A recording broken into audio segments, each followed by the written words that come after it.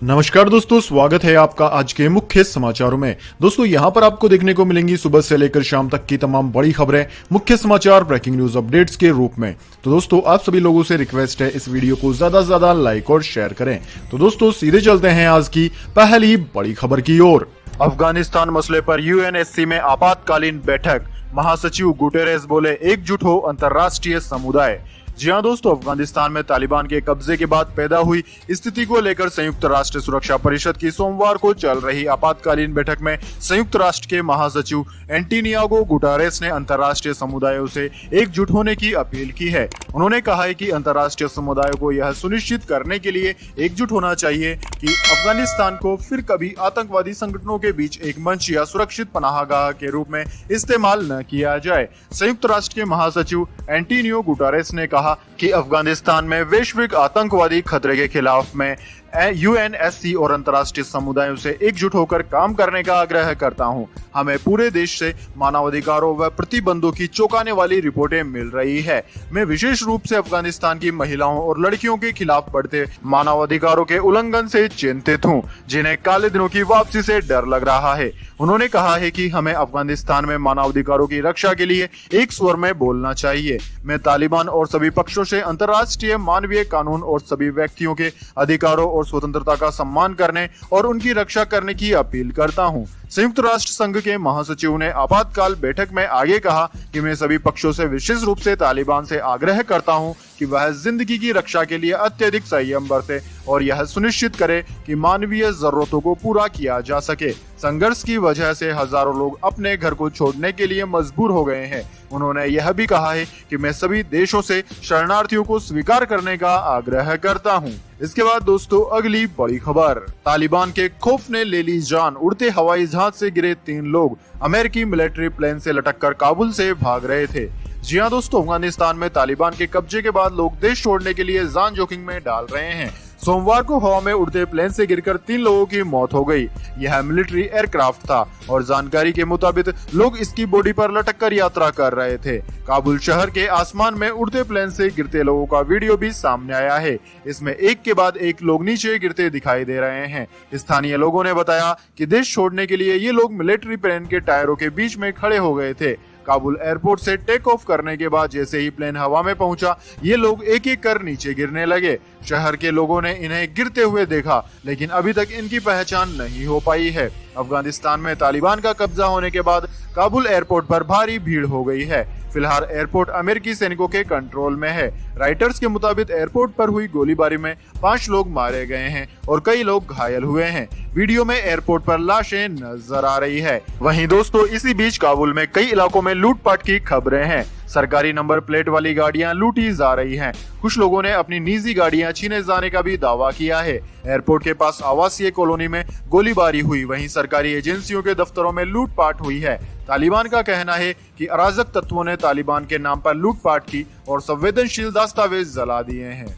इसके बाद दोस्तों अगली बड़ी खबर, पेट्रोल डीजल फिलहाल नहीं होंगे सस्ते, फाइनेंस मिनिस्टर निर्मला सीतारमण ने बताई कीमतों में कटौती नहीं करने की वजह। जी हां दोस्तों, पेट्रोल और डीजल की आसमान छूती कीमतों से आम आदमी बुरी तरह से परेशान है। यही नहीं, डीजल की कीमतें बढ़ने के कारण ट्रांसपोर्टेशन की लागत में बढ़ोतरी से रोजमर्रा के इस्तेमाल की चीजों के दाम भी बढ़ गए हैं। ऐसे में लगातार पेट्रोल डीजल की कीमतों में कटौती करने की मांग की जा रही है। इसी बीच वित्त मंत्री निर्मला सीतारमण ने आज पेट्रोल और डीजल की कीमतों में कटौती नहीं किए जाने की वजह बताई है। उन्होंने कहा है कि ईंधन की आसमान छूती कीमतों के लिए पूर्व की कांग्रेस नीति सप्रसंग सरकार यूपीए जिम्मेदार है। वित्त मंत्री निर्मला सीतारमण ने कहा कि यूपीए सरकार ने पेट्रोल डीजल की कीमतों को कम करने के लिए 1.44 लाख करोड़ रुपए के ऑयल बॉन्ड्स जारी किए। केंद्र की नरेंद्र मोदी सरकार यूपीए सरकार के इस्तेमाल किए गए गलत तरीके का इस्तेमाल कर ईंधनों की कीमतों में कटौती नहीं कर सकती। केंद्रीय मंत्री निर्मला सीतारमण ने कहा कि यूपीए सरकार की ओर से जारी किए गए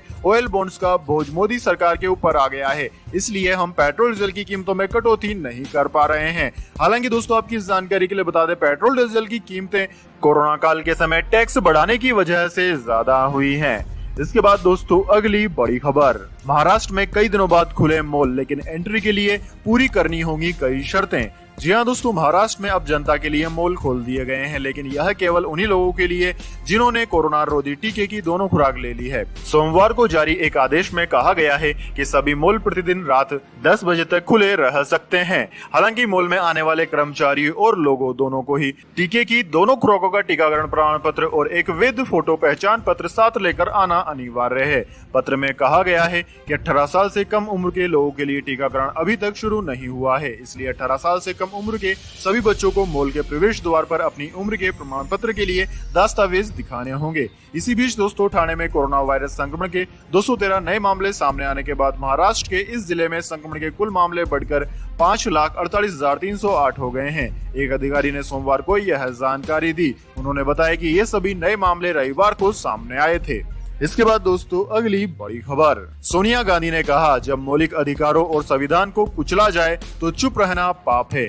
जी हां दोस्तों, कांग्रेस अध्यक्ष सोनिया गांधी ने देश की आजादी का 75वां साल आरंभ होने के मौके पर सोमवार को लोगों से इसको लेकर आत्म मंथन करने का आह्वान किया कि आजादी के क्या मायने हैं, और साथ ही उन्होंने कहा कि जब मौलिक अधिकारों और संविधान को कुचला जा रहा हो तब चुप रहना पाप है।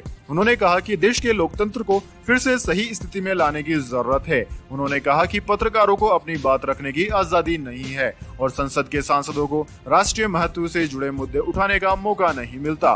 कांग्रेस के मुख्य प्रवक्ता रणदीप सुरजेवाला ने एक अंग्रेजी दैनिक में प्रकाशित सोनिया गांधी के लेख को उद्धृत करते हुए कहा कि जब हमारे संविधान निर्माताओं द्वारा गारंटी के तौर पर दिए गए लोगों के मौलिक अधिकारों को कुचला जा रहा है तब चुप रहना पाप है। उन्होंने कहा कि इस लेख में कांग्रेस अध्यक्ष ने इस बारे में बात कही है कि लोगों के लिए आजादी के क्या मायने हैं। इस लेख में सोनिया गांधी ने कहा कि जब सरकार संसद पर हमले करती है और परंपराओं को कुचलती है, लोकतंत्र को गुलाम बना देती है और संविधान का हनन करने का प्रयास करती है, तो देश के लोगों को इस बारे में विचार करने की जरूरत है कि आजादी के आज क्या मायने हैं।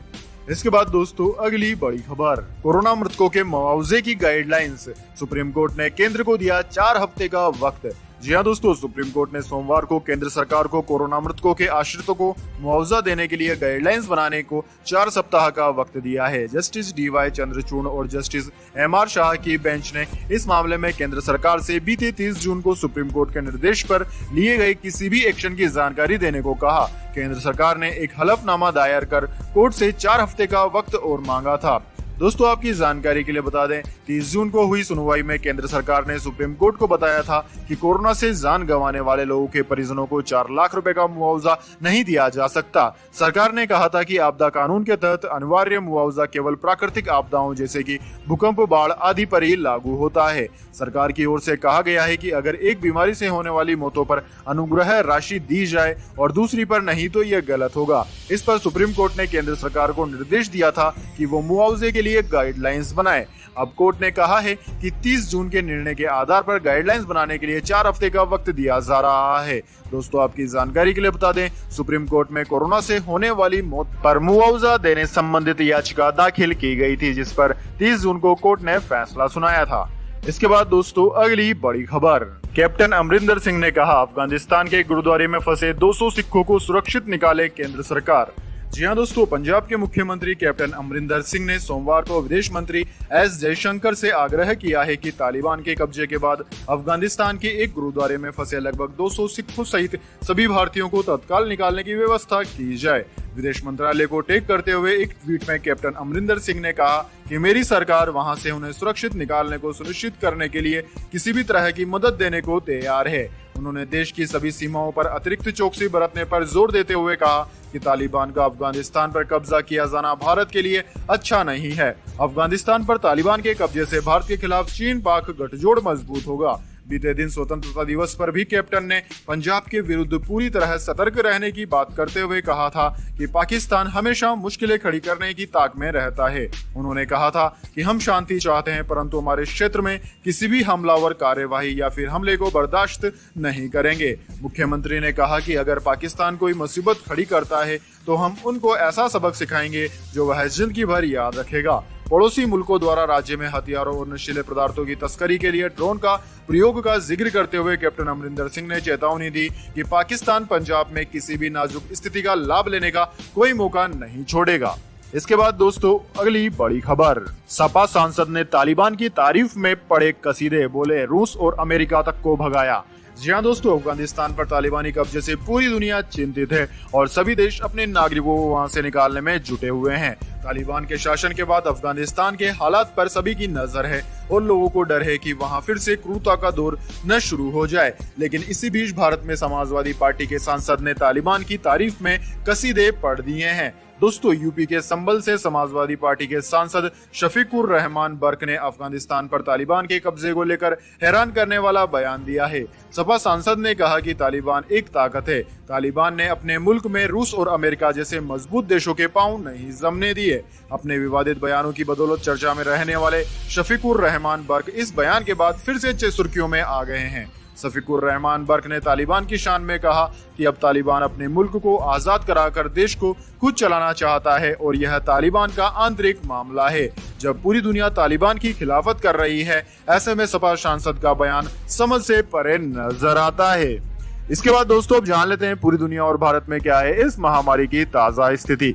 सबसे पहले दोस्तों बात करते हैं पूरी दुनिया की। तो दोस्तों पूरी दुनिया में इस वक्त तक इस महामारी के 20,73,66,000 से ज्यादा मामले सामने आ चुके हैं, जिनमें से 43,65,000 से ज्यादा लोगों की जान जा चुकी है। वहीं दोस्तों इस महामारी से सर्वाधिक प्रभावित देशों की बात की जाए तो उनमें America, India, Brazil, Russia, France, United Kingdom, Turkey, Argentina, Colombia आदि देशों का नाम आता है। इनमें भी दोस्तों सर्वाधिक प्रभावित देश अमेरिका है। अमेरिका में हर रोज 1 लाख से ज्यादा नए मामले सामने आ रहे हैं। वहीं दोस्तों अब इसके बाद में बात कर लेते हैं क्या है भारत के हालात। लेकिन उससे पहले मेरी आपसे एक छोटी सी रिक्वेस्ट है, अगर दोस्तों आपको अभी तक हमारी न्यूज पसंद आई है तो इसे एक छोटा सा लाइक जरूर दे दें, और अगर आपको पसंद नहीं आई है तो बेशक आप डिसलाइक भी कर सकते हैं। लेकिन दोस्तों लाइक और डिसलाइक जरूर कीजिए, क्योंकि दोस्तों यही हमारी मेहनत का फल होता है और इसी से पता चलता है कि आपको हमारी वीडियो पसंद आई है या नहीं। तो दोस्तों जल्दी से जान लेते हैं क्या है भारत के हालात। दोस्तों भारत में इस वक्त तक इस महामारी के मरीजों की संख्या 3,22,25,000 को पार कर गई है, जबकि दोस्तों इस महामारी से मरने वालों की संख्या 4,31,000 के पार है। दोस्तों इस महामारी से सर्वाधिक प्रभावित राज्यों की बात की जाए तो उनमें महाराष्ट्र, केरला, कर्नाटक, तमिलनाडु, आंध्र प्रदेश, उत्तर प्रदेश, वेस्ट बंगाल, दिल्ली, छत्तीसगढ़, ओडिशा, राजस्थान आदि राज्यों का नाम आता है। वहीं दोस्तों सबसे ज्यादा प्रभावित राज्य की बात करें तो वह केरला है। इन दिनों केरला में हर रोज लगभग 20,000 के लगभग मामले सामने आ रहे हैं। इसके बाद दोस्तों अगली बड़ी खबर, पेगासस जासूसी मामले की जांच करेगी एक्सपर्ट कमेटी, केंद्र ने खारिज किए जासूसी के आरोप। जी हाँ दोस्तों, केंद्र सरकार ने सुप्रीम कोर्ट में पेगासस जासूसी मामले को लेकर जारी चर्चा और हंगामे के बीच सुप्रीम कोर्ट में हलफनामा दायर किया है। 2 पन्ने के इस हलफनामे के जरिए सरकार ने इस पर उठ रहे सवालों का जवाब दिया। इस एफिडेविट में सरकार ने पत्रकारों, राजनेताओं, सामाजिक कार्यकर्ताओं और अदालत के कर्मचारियों की जासूसी करने के लिए सैन्य ग्रेड स्पाइसवेयर का इस्तेमाल करने से साफ इनकार किया है। कई अलग अलग संगठनों ने इसको लेकर उच्चतम न्यायालय का दरवाजा खटखटाया था। सुनवाई के दौरान सरकार की ओर से पेश एसजी तुषार मेहता ने कहा कि संसद में भी आईटी मंत्री ने अपने बयान में साफ किया था कि ऐसे आरोप सरकार की छवि खराब करने के लिए लगाए जा रहे हैं। तुषार मेहता ने कहा कि हम सभी आरोपों को पूरी तरह से नकारते हैं और सरकार के खिलाफ गलत धारणा तैयार करने के लिए यह सब जानबूझकर किया जा रहा है। इसके बाद दोस्तों अगली बड़ी खबर, gold silver price today. Gold के दाम हफ्ते के पहले दिन घटे, चांदी में भी दर्ज हुई कमी। जी हाँ दोस्तों, भारतीय सराफा बाजार में सोने के भाव में सप्ताह के पहले कारोबारी दिन यानी कि सोमवार को गिरावट दर्ज की गई है। इससे कीमती पीली धातु एक बार फिर 46,000 रुपए प्रति 10 ग्राम के नीचे आ गई है। वहीं दोस्तों चांदी की कीमतों में भी जबरदस्त कमी दर्ज की गई है। सोने की बात की जाए तो सोना 46,002 रुपए प्रति 10 ग्राम पर बंद हुआ, जबकि चांदी 61,974 रुपए प्रति किलोग्राम पर बंद हुई है। अंतर्राष्ट्रीय बाजार की बात की जाए तो अंतर्राष्ट्रीय बाजार में सोना $1774 प्रति औंस पर रहा, जबकि चांदी $23.50 प्रति औंस पर ट्रेंड कर रही थी। इसके बाद दोस्तों अगली बड़ी खबर, राशन की दुकानों पर तौल में नहीं होगी गड़बड़ी, कोटेदारों के लिए सरकार ने बनाए सख्त नियम। जी हाँ दोस्तों, अगर आप भी राशन कार्ड के तहत खाद्यान्न लेते हैं तो आपके लिए अब खुशखबरी है।